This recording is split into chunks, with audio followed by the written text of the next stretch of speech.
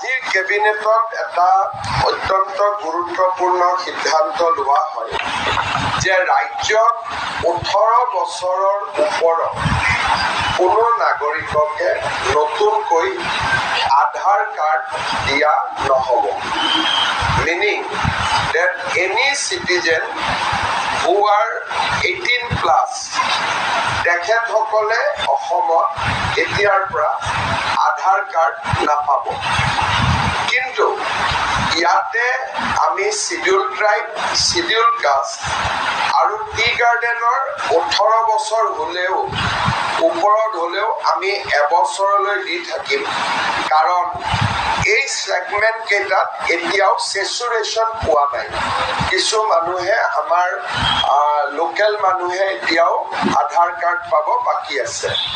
গতিকে 18 বছৰৰ ওপৰত এতিয়াৰ পৰা আমাৰ অসমত কোনেও আধাৰ কাৰ্ড নাপাব, with the exception of ST, SC and tea garden.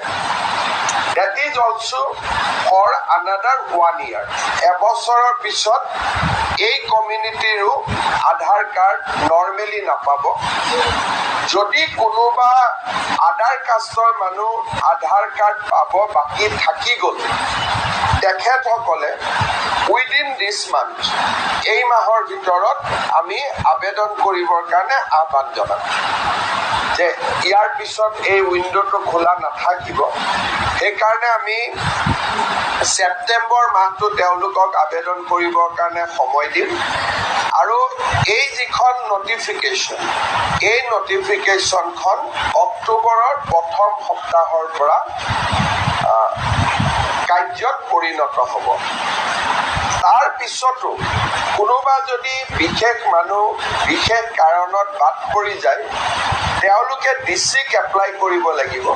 আৰু ডিচিয়ে SB, ফৰেনাৰ্ছ ট্ৰিব্যুনেল সকলোৰ লগত কথা বতৰা পাতি ৰেয়াৰেষ্ট অফ দ্য ৰেয়াৰ কেছত দিব পাৰিব। যদি কোনোবা বাদ পৰি একেবাৰে মানে কিবা কাৰণত দিবই লাগে, মোৰ বেমাৰ আছিল, মই যাব নোৱাৰিলোঁ, বা মই অসমত নাছিলোঁ, এনেকুৱা কিছুমান থাকিলে অকল ডিচিয়েহে আধাৰ কাৰ্ডখন দিব পাৰিব, বেলেগ কোনেও নোৱাৰে। এই সিদ্ধান্তটো আমি এইকাৰণে লৈছোঁ যে যোৱা কিছুদিনত, বিশেষকৈ যোৱা এটা বছৰত আমি বাংলাদেশৰ পৰা অহা ইলিগেল বাংলাদেশীক আমি নিৰন্তৰ বৰ্ডাৰত ধৰি আছোঁ। যোৱা কালিও আমি 7জনক পুছবেক কৰিছোঁ। কিন্তু আমি নিশ্চিত নহয় যে আমি সকলোকে ধৰিব পাৰিছোঁ বুলি। গতিকে আমি এটা প্ৰটেকশ্যন ল'ব খুজিছোঁ, যাতে কোনো মানুহে অসমৰ ভিতৰত সোমাই আধাৰ কাৰ্ডখন লৈ তেওঁলোকে ভাৰতীয় নাগৰিক হ'ব নোৱাৰে। সেই ৰাস্তাটো আমি সম্পূৰ্ণৰূপে বন্ধ কৰি দিব খুজিছোঁ। আকৌ এবাৰ মই ৰিপিট কৰিছোঁ, 18 বছৰৰ ওপৰত কোনো নাগৰিকে অসমত আধাৰ কাৰ্ড নাপাব। যিসকলে ইতিমধ্যে আধাৰ কাৰ্ড লোৱা নাই, ছেপ্টেম্বৰ মাহত তেওঁলোকে আবেদন কৰক।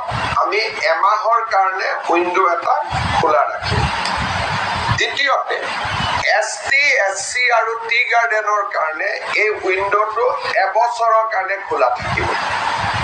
আৰু ইয়াৰ পিছতো, সময়সীমা পাৰ হৈ যোৱাৰ পিছতো, যদি ৰেয়াৰেষ্ট অফ দ্য ৰেয়াৰ কেছত কোনোবা মানুহে আবেদন কৰে, SDC বা চাৰ্কুল অফিচাৰে দিব নোৱাৰিব, অকল ডিচিয়ে দিব পাৰিব।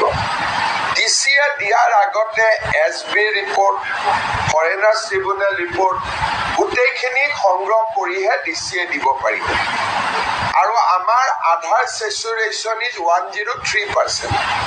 তাৰমানে এনেকুৱা মানুহ কোনো বাদ পৰি যোৱা নাই 18 বছৰৰ ওপৰত, যোনে আধাৰ নোলোৱাকৈ আছে, এক্সেপ্ট ST, SC আৰু টি গাৰ্ডেন। বাকী সকলোৱে আধাৰ লৈছে।